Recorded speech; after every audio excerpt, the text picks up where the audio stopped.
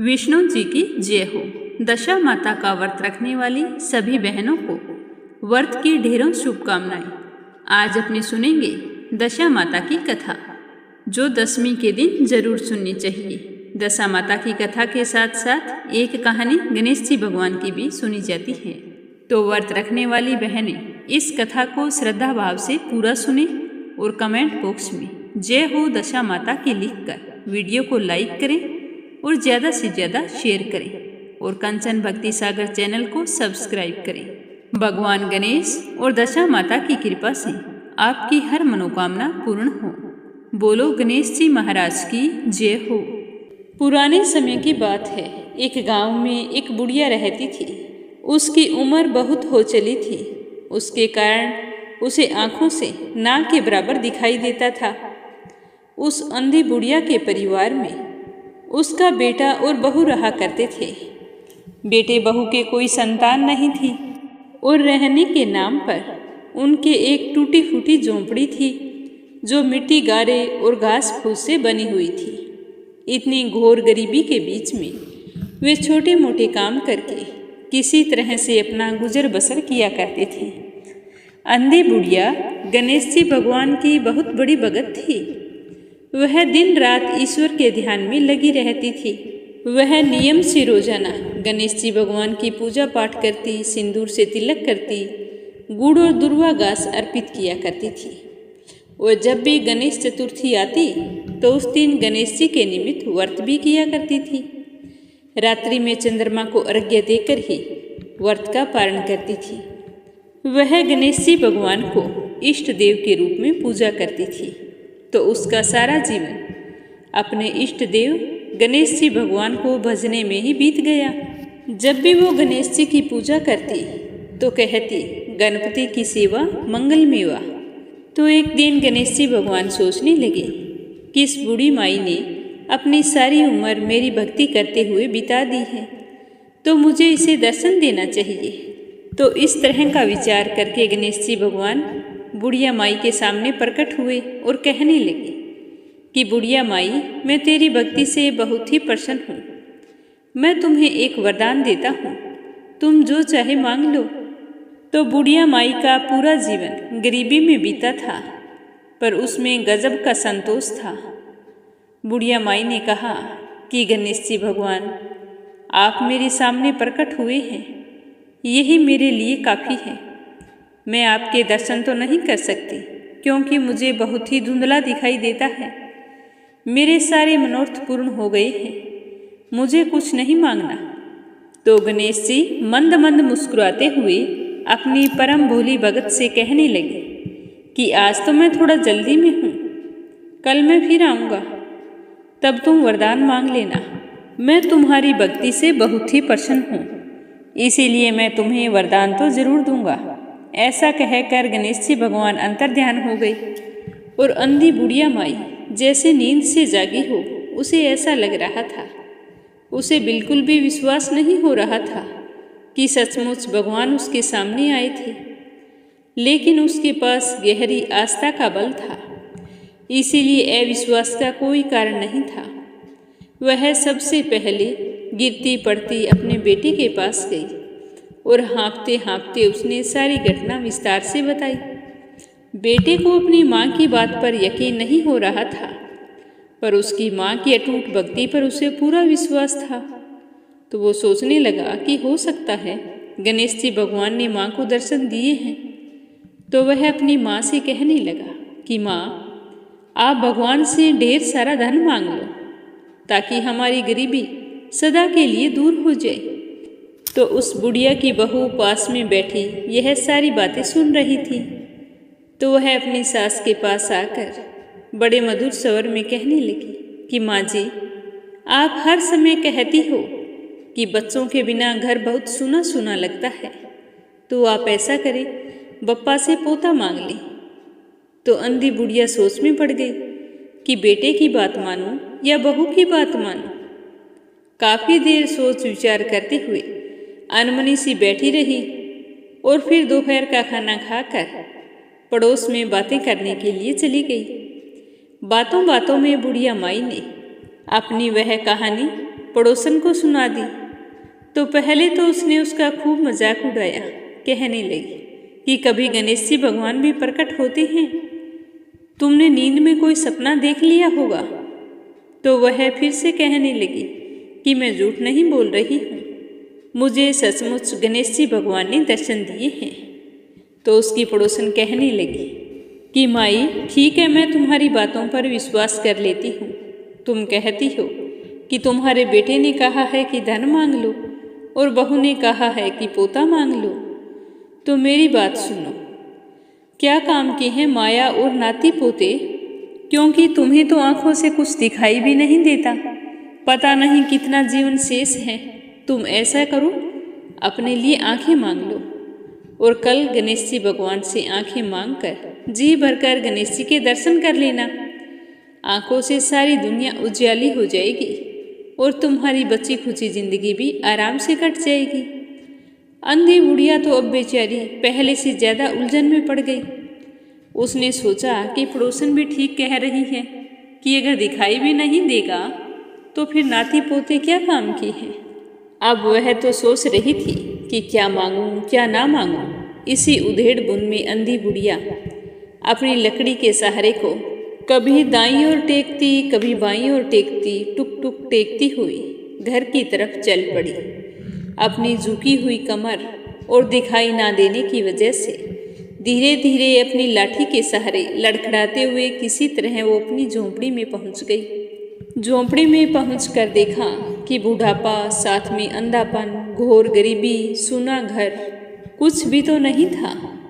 बूढ़ी माई मजबूर तो थी, लेकिन वह बहुत बुद्धिमान थी। वो सोच रही थी कि सब अपने अपने मतलब की बात कर रहे हैं, पर उसका हृदय तो कोमल था, तो वह किसी का दिल भी नहीं दुखाना चाहती थी। सोच रही थी कि बेटे की इच्छा पूरी करूं या बहू की इच्छा पूरी करूं या फिर अपना बुढ़ापा संवारूं। यह सोचते सोचते उसकी आंख लग गई, उसे पता ही नहीं चला।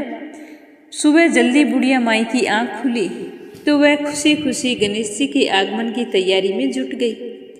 आज बहू भी समय से पहले उठ गई थी। सास बहू ने मिलकर अपने मिट्टी गारे और फूस की झोंपड़ी की लिपा पोती करके चमका दिया। साफ सफाई करने के बाद दोनों नदी पर स्नान करने गई। वापिस आकर जब गणेश जी का भोग तैयार करने के लिए सामान एकत्रित करने लगी तो यह देखकर वो तो हैरान हो गई कि उन्हें अपनी छोटी सी रसोई में वह सब कुछ मिलता जा रहा था जिस चीज की उन्हें जरूरत थी। तो बड़े प्रेम और श्रद्धा भाव से लड्डू, खीर, पूरी, हलवा, 7 प्रकार की सब्जियां, रायते, कई प्रकार के चावल, पुए, पकोड़े, तरह तरह की चटनियाँ, अचार, पापड़, फल, मेवा, मिश्री और ना जाने क्या क्या पकवान बनाकर 56 भोग की थाली सजा दी। अब हर तरफ से भीनी भीनी खुशबू आने लगी। पूरा घर खाने की खुशबू से भर गया। ऐसे में तो मनुष्य तो क्या, देवताओं के मुंह में भी पानी चल पड़ा। रसोई का सारा काम करके सास बहू ने पूजा और आरती की तैयारी शुरू कर दी। शाम होने वाली थी। उनके पास गणपति का मंदिर या मूर्ति तो थी नहीं, बस एक पुराना लक्ष्मी गणेश वाला कैलेंडर था। उसी के सामने उन्होंने सातिया काट कर पाटला रख दिया और दिया जोत करके गणेश जी के भोग की सामग्री को सजा दिया। बुढ़िया माई गणेश जी भगवान की आरती गाने लगी। जय गणेश जय गणेश जय गणेश देवा, माता थारी पार्वती है पिता महादेवा। और हमेशा की तरह पूरी भक्ति में लीन हो गई। तभी अचानक से वहां पर गणेश जी भगवान प्रकट हो गए। तो वह बूढ़ी माई बहुत ही प्रसन्न हुई और पूरे प्रेम पूर्वक और श्रद्धा भाव से गदगद होकर पकवानों से भरा हुआ थाल गणेश जी के आगे कर दिया। भगवान ने भी उसी प्रेम के साथ एक मोदक उठाकर अपने मुख में रख लिया और बोले कि पार्वती माता के हाथ से बने भोजन की याद आ गई है। फिर गणेश जी भगवान ने भर पेट वहां पर भोजन किया। पर हैरान कर देने वाली बात ये थी कि जैसे जैसे भगवान गणेश भोजन करते जा रहे थे वैसे ही वो भोजन दुगना चौगुना हो रहा था। वह भोजन बढ़कर इतना हो गया कि सारे गांव वाले भी भोजन कर गए, फिर भी बाकी बचा हुआ रह गया। तो भगवान गणेश इस तरह भोजन करके तृप्त हो गए और फिर बुढ़िया माई से कहने लगे कि माई, मैंने तुम्हें कहा था कि वचन मैं तुम्हें जरूर दूंगा। अब तुम्हारी जो भी इच्छा हो वरदान मांगो, जो तुम मांगोगी वही तुम्हें जरूर मिलेगा। तो बुढ़िया माई ने तो पहले से ही सोच रखा था। वह अपने बेटे की बात को भी रखना चाहती थी, बहू को भी खुश करना चाहती थी और अपनी ज़रूरत को भी पूरा करना चाहती थी। तो वह बुढ़िया माई हाथ जोड़कर कहने लगी कि हे गणेश भगवान, यदि आप मुझ पर इतने ही प्रसन्न हैं तो मुझे 9 करोड़ की माया दे, निरोगी काया दे, अमर सुहाग दे, नाती दे, पोता दे, समस्त संसार परिवार का सुख दे और अंतकाल में मोक्ष दे। तो बूढ़ी माई के इस तरह मांगने पर गणेश जी भगवान बूढ़ी माई की चतुराई पर हंसने लगे और कहने लगे कि माई, तुमने तो हमें ठग लिया। तुम तो कह रही थी कि मुझे तो कुछ मांगना ही नहीं आता, लेकिन आज तुमने एक ही बात में सब कुछ मांग लिया है। पर हे माई, मैं तुम्हारी भक्ति से बहुत ही खुश हूँ। आज तुमने जो मांगा है वह सब कुछ तुम्हें मिलेगा। ऐसा कहकर गणेश जी भगवान वहाँ से अंतर्ध्यान हो गए। तो इस तरह का आशीर्वाद पाकर बूढ़ी माई बहुत ही प्रसन्न हुई और पूरे गांव में पकवानों वाला गणपति भगवान का प्रसाद बांटा और बूढ़ी माई का घर धन धन्य से भर गया और बहू की गोद में पोता खेलने लगा। बूढ़ी माई की आंखों की रोशनी आ गई, झुकी हुई कमर सीधी हो गई। परदेश गया हुआ पति लौट आया। फिर बुढ़िया और उसका पति, बेटे, बहू और पोता सारे खुशी खुशी रहने लगे। इस तरह गणेश जी भगवान की पूजा करने से बूढ़ी माई को अपने जीवन के समस्त सुखों की प्राप्ति हुई। हे गणेश जी भगवान, जो भी व्रत या पूजा पाठ में आपकी इस कथा को सुने, सुनाए या फिर हुंकारा भरे, उसकी सारी मनोकामनाएं पूर्ण करना। जैसी कृपा आपने बुढ़िया पर की वैसी सब पर करना। तो प्रेम से कहिए गणेश जी महाराज की जय हो। दशा माता व्रत की पहली कहानी। प्राचीन समय की बात है। एक राजा था, उसके 2 रानियां थीं। दोनों के ही कोई संतान नहीं थी। संतान न होने के कारण राजा बहुत ही दुखी रहता था। एक दिन की बात है कि छोटी रानी ने देखा कि कुछ महिलाएं इकट्ठी होकर पीपल के पेड़ के नीचे पूजा कर रही है। तो उसके मन में यह उत्सुकता हुई कि वे सारी महिलाएं वहां पर क्या कर रही हैं। तो उसने अपनी दासी को बुलाया और कहा कि तुम जाओ, वहां देख कर आओ वो सारी महिलाएं इकट्ठी होकर क्या कर रही हैं। तो दासी ने वहां जाकर देखा और पूछा, फिर आकर रानी को बताया कि हे रानी साहिबा, वो सारी महिलाएं दशा माता का व्रत कर रही हैं। कहती हैं कि इस व्रत को करने से घर की दशा सुधरती है, मन की मनोकामना पूर्ण होती है और दशा माता का आशीर्वाद पूरे परिवार पर हमेशा बना रहता है। तो छोटी रानी मन ही मन सोचने लगी कि क्यों ना मैं भी दशा माता का व्रत करूं। मुझे विश्वास है कि माता रानी की कृपा से मुझे संतान की प्राप्ति अवश्य होगी। तो वह बड़ी रानी के पास गई और कहने लगी कि बहन, हम दशा माता का व्रत करें, माता रानी की कृपा से हम भी पुत्रवती हो जाएंगी। तो छोटी रानी की बात सुनकर बड़ी रानी ने कहा कि मैं इन सब बातों को नहीं मानती, ये तो ढोंग और दिखावा होता है।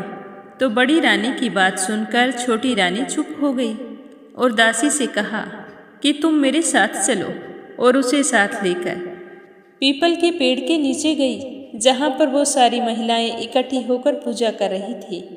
तो वहाँ जाकर छोटी रानी ने व्रत की सारी विधि पूछी और डोरा लेकर दशा माता का पूजन किया। फिर पूरे विधि विधान से रोजाना नियम से दशा माता की पूजा करती। तो उसके व्रत और पूजा पाठ से दशा माता उस पर प्रसन्न हो गई और पुत्रवती होने का आशीर्वाद दिया। माता रानी की कृपा से छोटी रानी को 10वें महीने बहुत ही सुंदर पुत्र की प्राप्ति हुई। तो राजा पुत्र पाकर बहुत ही प्रसन्न थे। अब वे छोटी रानी और राजकुमार को खूब प्यार करते। यह देख देख कर बड़ी रानी को छोटी रानी से ईर्ष्या होने लगी। वो सोचने लगी कि जब से छोटी रानी के पुत्र हुआ है, राजा तो बस इसी के होके रह गए हैं, मुझसे तो बात भी नहीं करते। तो यह सोचते हुए बड़ी रानी के मन में राजकुमार के प्राण हरने का विचार मन में आ गया। अब वो सोचने लगी कि चाहे कुछ भी हो जाए, मैं राजकुमार को मार कर रहूंगी। जब वह राजकुमार छोटा था तो हर समय रानी और राजा की देख रेख में रहता था, तो बड़ी रानी कुछ नहीं कर पाई। जब वह थोड़ा सा बड़ा हुआ और चलने लगा तो वह खेलते खेलते एक दिन बड़ी रानी के चौक पर चला गया। बड़ी रानी ने एक काले नाग को लाकर उसके गले में डाल दिया, तो राजकुमार तो छोटा और भोला था, वह सांप से खेलने लगा। लेकिन सर्प ने उस राजकुमार को कुछ नहीं कहा और बिना नुकसान पहुंचाए चुपचाप वहां से चला गया। तो यह देखकर बड़ी रानी को बहुत ही गुस्सा आया। उसने राजकुमार को खूब दुलार किया और उसके साथ काफी समय तक खेलती रही, जिससे वह राजकुमार बड़ी रानी के साथ घुल मिल गया। और दूसरे दिन वह फिर से चलते चलते बड़ी रानी के घर आ गया, तो बड़ी रानी ने उसे जहर मिलाए हुए लड्डू दे दिए। जैसे ही वो लड्डू खाने लगा तो दशा माता एक दासी का रूप धारण करके आई और उसके हाथ में से लड्डू छीन लिया।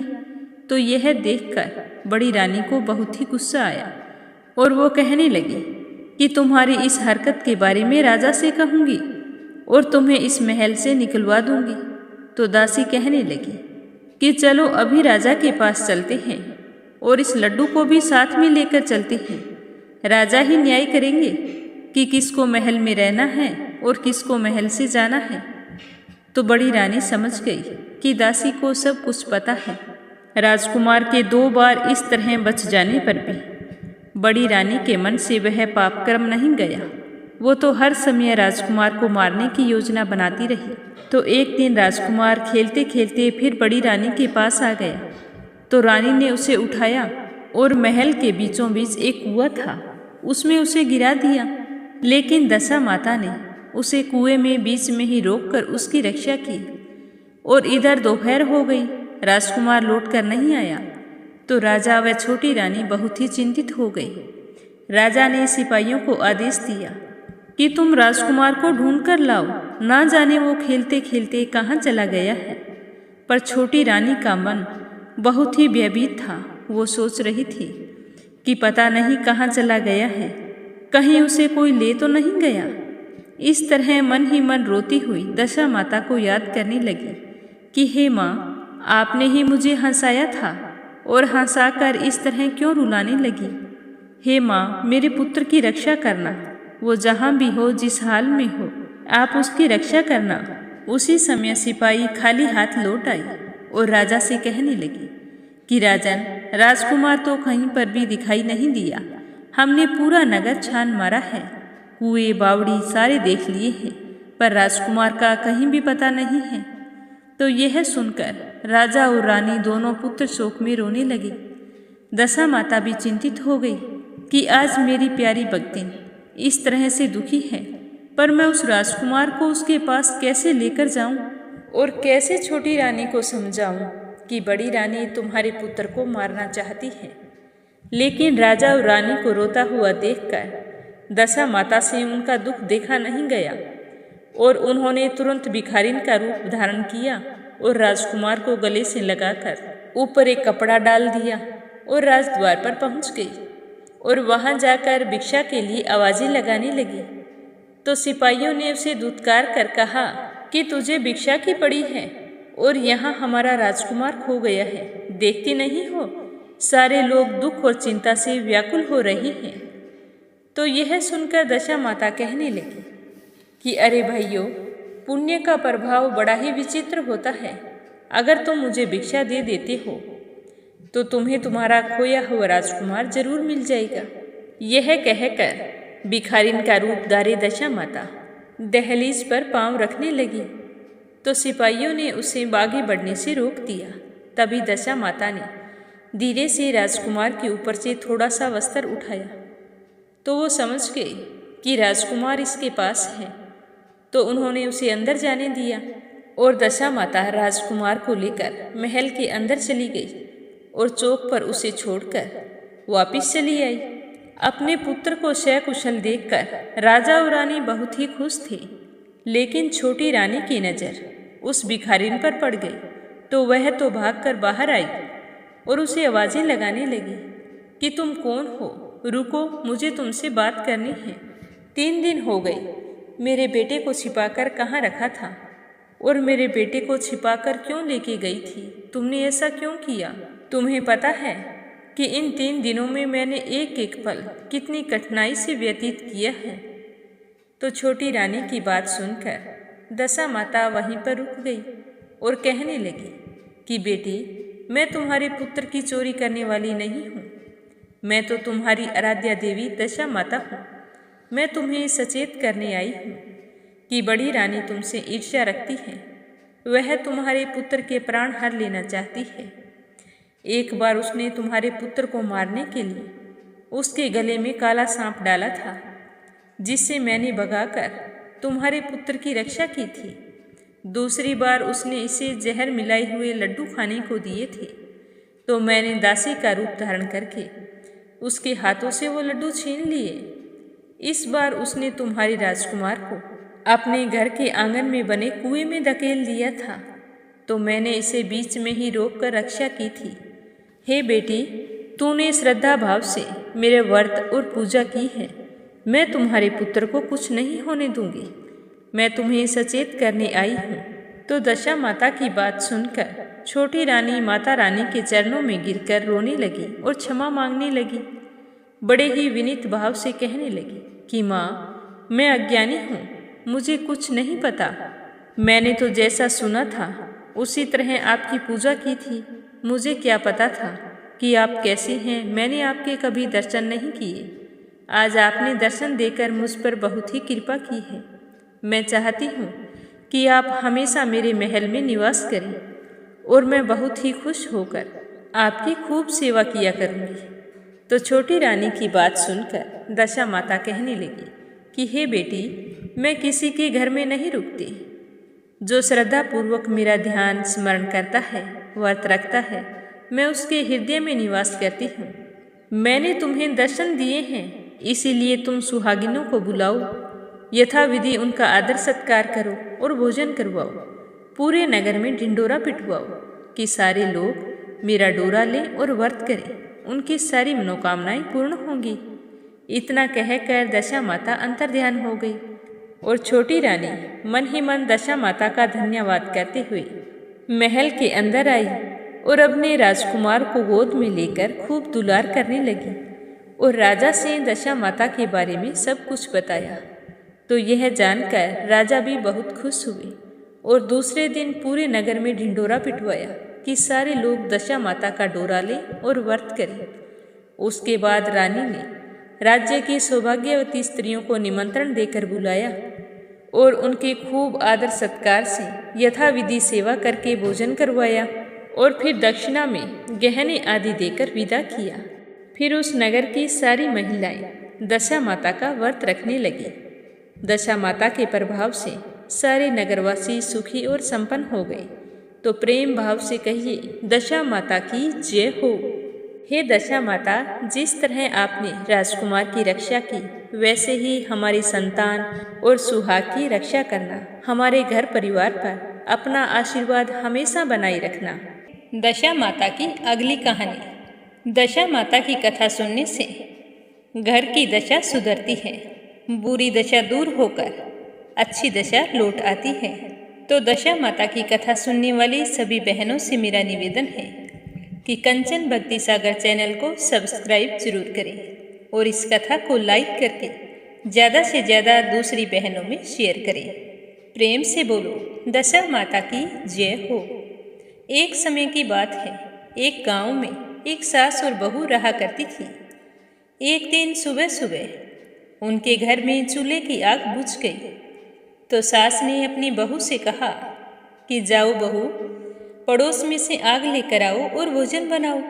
मुझे खेत जाना है, बड़ी जोरों की भूख लगी है। तो बहू हाथ में कंडी लेकर आग लेने के लिए पड़ोस में चली गई। तो उस दिन गांव भर में दशा माता की पूजा थी, इसीलिए किसी ने भी उसे आग नहीं दी। वो सारी कहने लगी कि बहन, आज तो हमारे यहाँ दशा माता का पूजन है, तो पूजा करने से पहले तो आग नहीं मिलेगी। तो बहू निराश होकर लौट आई। मन ही मन सोच रही थी कि सासू माँ से कहूँगी कि हम भी डोरा लेकर दशा माता का पूजन करें, हमारी भी दशा सुधर जाएगी। वो परदेश गए हैं, दशा माता की कृपा से लौट आएंगे। तो इस तरह विचार करते हुए वह अपने घर आ गई। घर आकर अपनी सास से कहने लगी कि माँ जी, गाँव में किसी ने आग नहीं दी, सबके यहाँ आज दशा माता की पूजा है। मैं चाहती हूँ कि हम भी डोरा लेकर दशा माता की पूजा और व्रत करें। तो उसकी सास कहने लगी कि मैं पूजा पाठ को नहीं मानती। तो यह सुनकर बहू उदास हो गई। दिन भर सास बहू भूखी प्यासी बैठी रही। आग ना मिलने के कारण भोजन नहीं बना था। जैसे ही शाम का समय हुआ तो उसने सोचा कि अब तक तो दशा माता की पूजा हो गई होगी, अब जाकर आग ले आती हूँ। तो बुढ़िया की बहू पड़ोस में जाकर कहने लगी कि बहन, मेरी सास तो दशा माता के व्रत को नहीं मानती है, परंतु मैं दशा माता का डोरा लेना चाहती हूँ। तुम ऐसा करो, मुझे दशा माता की पूजन विधि बता दो और मैं भी तुम्हारे साथ व्रत किया करूँगी। क्या पता हमारी भी दशा सुधर जाए। मेरे पति को परदेश गए हुए वर्षों हो गए हैं। मुझे पूरा विश्वास है कि दशा माता की पूजा करने से वो अवश्य लौट आएंगे। अब पड़ोसन ने उसे व्रत की सारी विधि बता दी और दशा माता का डोरा दे दिया। तो बहू ने सास को बिना बताए दशा माता का डोरा लिया और पूजा पाठ करने के लिए रोजाना कोई ना कोई बहाना बना लेती और पड़ोसन के घर जाकर कथा सुनती रहती। 9 दिन बीत गए, उसकी पूजा विधिवत पूरी हो गई। लेकिन 10वें दिन जब वो सुबह जल्दी उठी तो उसे चिंता सताने लगी कि अब मैं पूजा कैसे करूँगी। वह मन ही मन दशा माता का ध्यान धरकर सोचने लगी कि हे दशा माता, आज मेरी सासू माँ कहीं बाहर चली जाए तो मैं आराम से पूजा पाठ कर लूँ। आज मेरा व्रत है और दशा माता के पूजन का अंतिम दिन है। तो उस पर दशा माता की कृपा हुई और सास के मन में विचार आया कि आज मैं खेत जाऊँ। तो वह अपनी बहू से कहने लगी कि बहू, मैं तो आज खेत जा रही हूँ, आने में मुझे देरी हो जाएगी। तुम ऐसा करना, मेरे लिए भोजन खेत पर ही लेकर आ जाना। तो बहू के तो मन की मुराद पूरी हो गई। वो तो यही चाहती थी। उसने सास से कहा कि हाँ माँ जी, आप निश्चिंत होकर जाइए, मैं घर का सारा काम निपटा लूँगी। तो वह इतनी खुश हो गई कि उसे सासू माँ के भोजन का ध्यान ही नहीं आया। सास के खेत के लिए निकलते ही सबसे पहले उसने स्नान किया, दशा माता की पूजा की। इसके बाद वह पूजा की सामग्री मिट्टी के गोले में रखकर उसे तैराने के लिए ले जाने लगी। तो उसकी सास खेत से आ गई। सास को देखकर बहू ने जल्दबाजी में उस गोले को दही की मटकी में छुपा दिया। सोचने लगी कि जब सासू माँ कहीं चले जाएंगे तो पीछे से दही से निकाल कर इसका विसर्जन कर आऊँगी। तो इस तरह दही की मटकी में छुपा कर बाहर आई। तो सास ने देखते ही कहा कि बहू, तुम मुझे खाना देने नहीं आई, अब तक क्या कर रही थी। तो बहू कहने लगी कि माँ जी, आज मैंने बाल धोए थे, उनके सूखने में देरी हो गई, इसी कारण मुझसे भोजन नहीं बना। आप हाथ मुंह धो लीजिए, मैं अभी आपके लिए भोजन लगाती हूँ। तो सास का गुस्सा कुछ शांत हुआ तो वह हाथ पैर धोकर चौके पर बैठ गई। तभी उसका परदेश गया हुआ बेटा भी आ गया। तो अपने बेटे को देखकर वह बहुत ही खुश हुई और उसे गले से लगाकर प्रेम के आंसू बहाने लगी। फिर कहने लगी, कितने बरसों से आया है, बैठ, मैं तेरे लिए भोजन लेकर आती हूँ। तो सास अपनी भूख को भूल गई और अपने बेटे के लिए जल्दी से भोजन लेकर आई। तो उसका बेटा कहने लगा कि माँ, मुझे तो दही चाहिए। तो उसकी माँ जैसे ही दही लेने के लिए मटकी में हाथ डाला तो मटकी में कुछ खड़खड़ाने की आवाज़ आई। तो वो सोचने लगी कि इस मटकी के अंदर क्या है। फिर उसने ध्यान से देखा तो उसके अंदर तो एक बड़ा सा सोने का गोला मिला। तो यह देखकर उसकी सास को बहुत ही आश्चर्य हुआ और अपनी बहू से पूछने लगी कि बहू, इस दही की मटकी में यह सोने का गोला कहाँ से आया?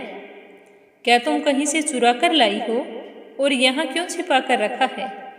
मुझे पता है कि तुम कहीं से चोरी करके लाई हो, तभी तो मेरी रोटी देने के लिए खेत नहीं आई और बहाना बना रही हो कि मैंने बाल धोए थे। मुझे सब कुछ सच सच बताओ। तो बहू का पति भी हैरानी से देखने लगा कि ये सब क्या हो रहा है। मैं इतने बरसों से आया हूँ, यहाँ पर तो सब कुछ बदल गया है, चोरी करने की नौबत आ गई है। तभी उसकी पत्नी कहने लगी, नहीं माँ जी, मुझे कुछ नहीं पता, ये तो सब कुछ दशा माता ही जाने। मेरी गलती तो सिर्फ इतनी है कि मैंने आपको बिना बताए दशा माता का डोरा लिया था और उनकी पूजा की थी। 9 दिन तो पूजा मैंने पड़ोसन बहन के यहाँ जाकर कर ली, 10वें दिन की पूजा घर पर ही करनी होती है, तो आप मुझे पूजा करने नहीं देते। तो इसी वजह से मैंने दशा माता को मन ही मन याद किया और उन्हीं के प्रभाव से आप आज खेत को चली गई और मैंने पीछे से नहा धोकर सिर्फ दशा माता की पूजा की थी और पूजा की सामग्री को मिट्टी के गोले में रखकर विसर्जन करने के लिए जा रही थी। तभी आप आ गए। आपको आता हुआ देखकर मैंने इसे दही की मटकी में छुपा दिया। अगर इसमें मेरी कोई गलती है तो आप जो सज़ा देंगी मैं भुगतने के लिए तैयार हूँ। मैंने तो मिट्टी का गोला छिपाया था, दशा माता ने ही इसे सोने का बना दिया। तो अपनी बहू की धर्म कर्म में रुचि देखकर उसकी सास को बहुत ही खुशी हुई और अपनी बहू को गले लगा लिया और कहने लगी कि बेटा, ये तुम्हारी पूजा पाठ का ही फल है। जो बरसों से परदेश गया हुआ मेरा बेटा आज से कुशल लौट आया है। आज से मैं भी तुम्हारे साथ डोरा लूँगी और पूरे विधि विधान से दशा माता का व्रत और पूजा किया करूँगी। तो सास बहू का इस तरह प्रेम देखकर सास का बेटा और बहू का पति मन ही मन मुस्कुरा रहा था और दशा माता को धन्यवाद दे रहा था। हे दशा माता, जैसा आपने बहू को दिया वैसा सबको देना।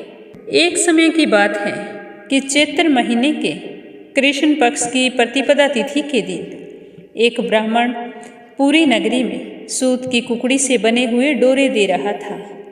तो उस समय राजमहल के आगे से जब वो गुजरा तो रानी महल के झरोखे में बैठी देख रही थी। रानी ने अपने दासी से कहा कि तुम जाकर उस ब्राह्मण से पूछो कि वो किस चीज़ के डोरे बांट रहा है। तो दासी ने जाकर पूछा तो ब्राह्मण ने कहा कि चैत्र कृष्ण पक्ष की 10वीं तिथि को दशा माता का व्रत है, इसीलिए मैं दशा माता व्रत के डोरे बांट रहा हूँ। तो रानी ने ब्राह्मण से पूछा कि इस व्रत को करने से क्या होता है। तब ब्राह्मण ने कहा कि इस व्रत को करने से अन्न धन सुख संपत्ति आती है। प्रतिदिन स्त्रियां स्नान आदि से निवृत्त होकर पूजन सामग्री लेकर दशा माता का पूजन करती है। एक पाटे पर पीली मिट्टी से एक 10 कंगूरे वाला गोला बनाती है। फिर उन 10 कंगूरों पर रोली काजल मेहंदी से टिक्की बिंदी लगाकर उन पर 10-10 गेहूं की आंखें रखती है। सुपारी के मोली लपेटकर गणेश जी बनाकर रोली मोली से तिलक करती है और चावल चढ़ाकर गणेश जी का पूजन करके दशा माता की कहानी सुनती है। ऐसा लगातार 10 दिन तक करती है। अगर 10 दिन ना कर सके तो एक ही दिन 10वीं के दिन व्रत रखकर विधि विधान से दशा माता की पूजा करे और फिर इस डोरे को गले में धारण कर ले। और जब अगले साल दशा माता का व्रत आए तो इस डोरे को उतार कर नया डोरा धारण कर ले। एक ही समय भोजन करे। तो सारा विधान सुनकर रानी ने ब्राह्मण से डोरा ले लिया, दशा माता की पूजा की और डोरे को अपने गले में बांध लिया। जब शाम को राजा आए और रानी के गले में डोरे को बंधा हुआ देखा तो पूछा कि ये डोरा क्यों बांध रखा है। तो रानी ने कहा कि यह दशा माता का डोरा है। तो राजा कहने लगे कि हमारे तो शाही ठाठ है। ऐसा कहकर राजा ने रानी के गले से वो डोरा तोड़ दिया। तो रानी ने उस डोरे को उठाया और पानी में घोलकर पी गई। पर इससे दशा माता नाराज हो गई, जिससे राजा की दशा बदल गई। हर तरफ घाटा लगने लगा। जो भी राजमहल में बचा था वो सब कुछ समाप्त हो गया। अब 2 वक्त भोजन के भी लाले पड़ गए। तो राजा ने रानी से कहा कि अब हमें देश छोड़कर कहीं दूसरी जगह चले जाना चाहिए। तो ये कहकर राजा ने अपने दोनों लड़के राजगुरु के पास छोड़ दिए और वहाँ से चल दिए, यह सोचकर कि अगर इस नगरी में काम करेंगे तो अच्छा नहीं लगेगा। तो रानी ने ब्राह्मण की लड़की को कहा कि तुम रोजाना घर पर पूजा करके जाना और पानी भर देना। नाई की लड़की को कह दिया कि तुम सफाई कर देना।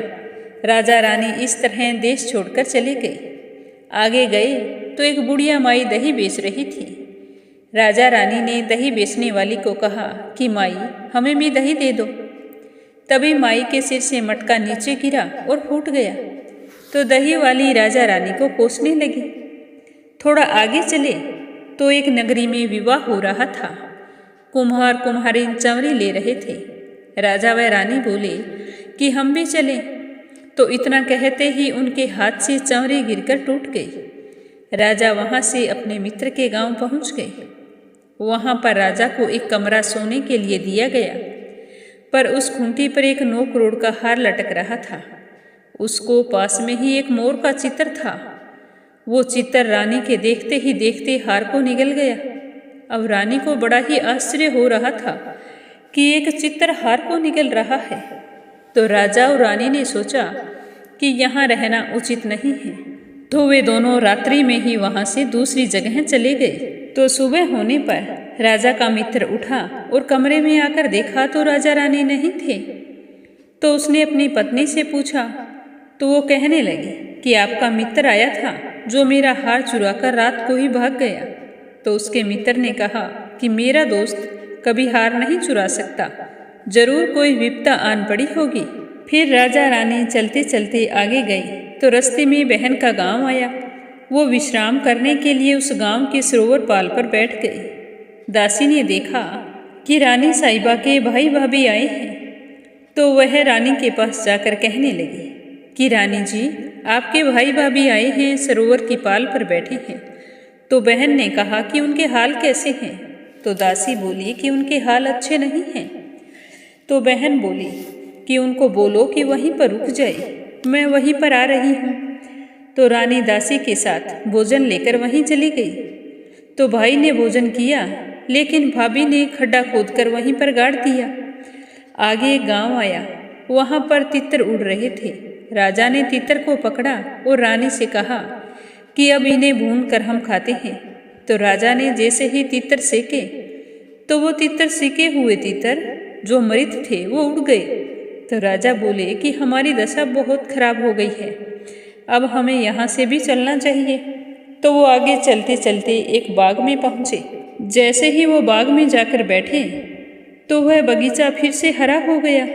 तो माली ने कहा कि तुम दोनों कौन हो? ये 12 वर्ष का जला हुआ बगीचा हरा हो गया है। तो रानी ने कहा कि क्या हम यहाँ पर रुक सकते हैं? तो राजा रानी बगीचे की रखवाली करने लगे और वहीं पर रह गए। ऐसा करते करते चैत्र का महीना आया। रानी के सामने डोरे आने लगे। रानी ने राजा से कहा कि दशा माता के डोरे आ रहे हैं, क्या ले लूं?